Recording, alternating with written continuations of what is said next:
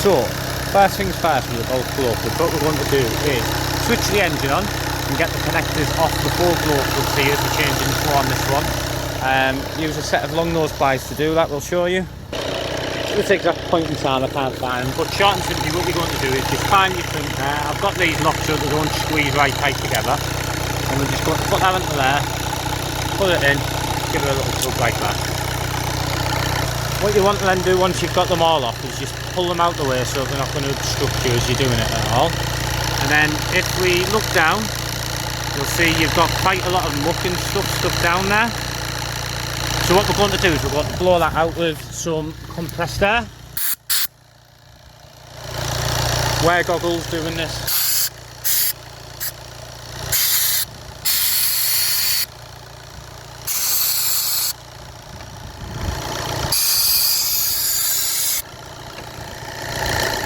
What we'll do is connect the pipe onto that there just so it gets in there a bit better. So what we've got is just a bit of a pipe there. Connected into the airline blow. And if we put that down into there now, just around next to the glow plug. See that? Do that again. Get all of it out.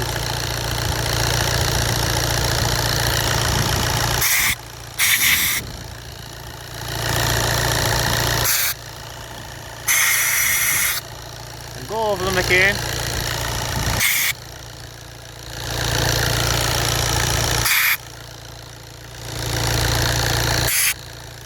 Anything that came off out the engine. Get rid of it that way.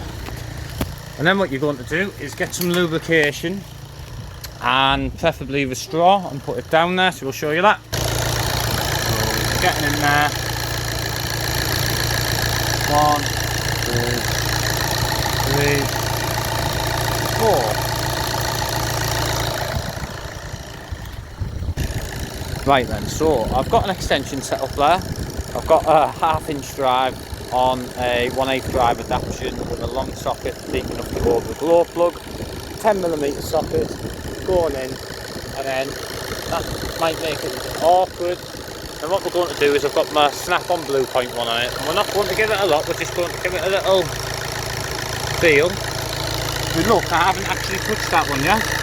You can see the compression gases making their way out from the three already. And 4, okay. 3. And what we're going to do is leave the engine warm up and see if this one cracks or whether it's already loose. Yes, it looks loose.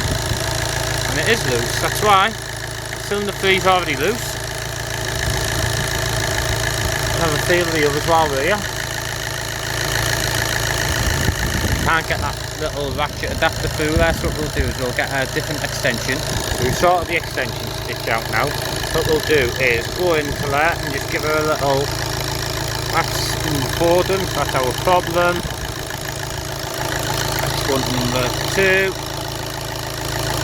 I'm not giving it a lot of force, as you can see, we're just giving it an initial hugger-dugger to see how she goes. So number 3's 3, number 4's 3, and number 1's definitely 3. Can you hear that chugging now? That's how you know she's 3. We're tighten her back up a touch. What we're going to do is just leave the engine warm up a touch and get number 2 going. And once that is done, we know that we can get it out, and the easiest way that I've found to get them out of here is just get a magnet, telescopic magnet, and pull them out. So let's go for that. So I'm just going to point this out as a little ancillary for you. So after we track glow plug 4, it now leaks how glow plug 3 is leaking before we even cracked it off. None of my videos are pre-rehearsed, and these are all live. You know, if it breaks, it breaks. If it does, it doesn't. What we're going to do at this point is leave the engine reach full running temperature so that it can give us a go for number 2, as number 2's being tricky. If for any reason it doesn't want to go, what we'll do is we'll leave a load of lube in there and offer to come back at a later date for the customer, as we do not want to break that off in there, not without good opportunity. It shouldn't take more force than the others, so we'll lube it up there, leave it soak down, leave it to up, just do a little few bits and bobs. After you've changed them, it's more than likely you are going to need to go onto the computer and do a reset as well. We'll show that as well. We'll stop this one and we'll continue on after the engine's warmed up. Thank you. So the car hasn't even reached 50 degrees yet. I've just had a little feel of it. It should crack off. I'll just show you that there.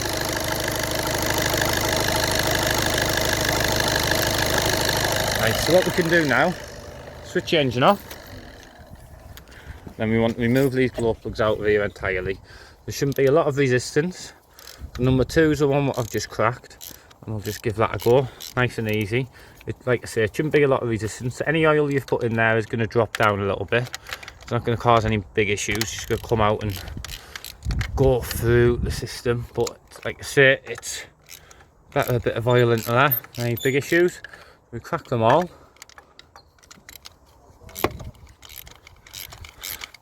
And what we're going to do is just screw them out by hand,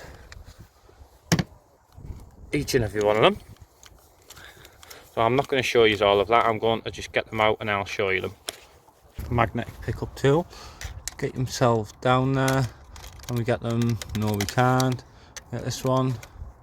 No, we can't. Is it going to be magnetic enough?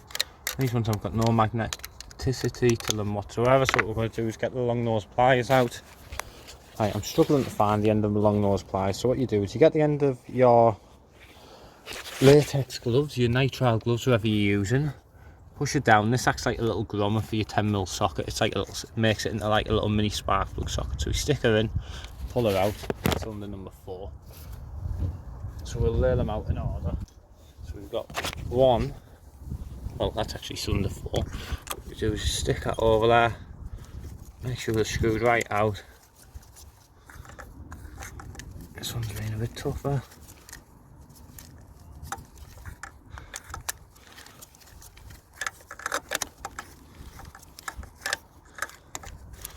I don't know why this one's been tougher, but yeah, these are coming slowly but surely.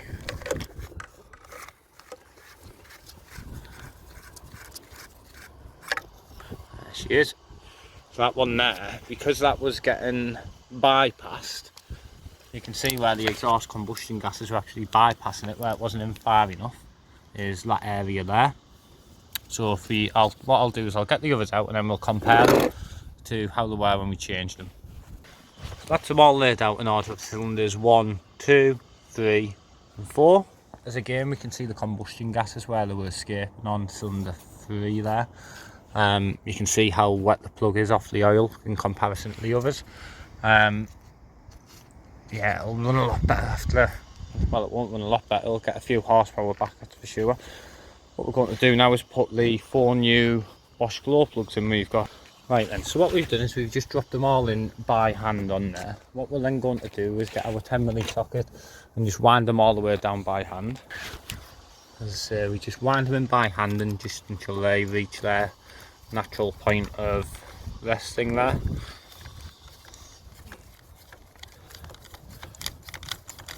Shouldn't be any great resistance, and don't use any tools to do this at this point. You can't afford a new cylinder head, or maybe you can, but you don't want to be putting one on for the sake of a glow plug change.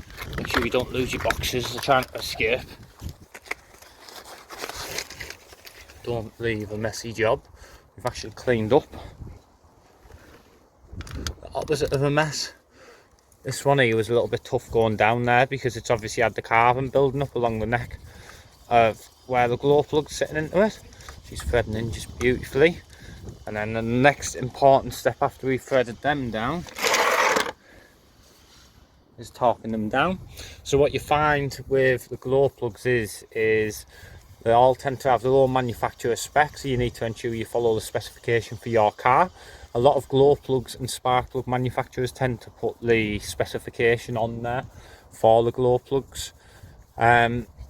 The final step after you've tightened them all down by hand is simply torquing them down to the manufacturer specification, attaching the glow plug connectors again, and then erasing the fault memory on the computer. If this video has been of use to you, please like, subscribe and get in touch. Thank you. You just need to make the point as well, after you've torqued your glow plugs down, it is important that you ensure that you connect the connector on properly. And when you're connecting the connectors on, if we can get the number 1 here, this is probably the hardest to do. You're going to make sure you just lodge it over it. Oh, this is going to be tough. And you've got to get your fingers in there, push it down. You will hear it pop on, usually. You do need to ensure that this connection is firmly on there, otherwise your glow plug isn't going to work and you're going to end up with the same fault again. And usually once you've got it on, give it a little wiggle. And I'll show you again with the next one, which is a bit easier to get to. Oh, you've got it lined up there.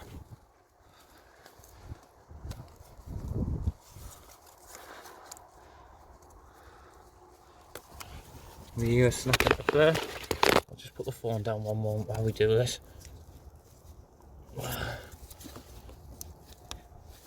Yeah, these ones aren't making a particular pop. Normally you can hear a bit of a pop come from them sometimes.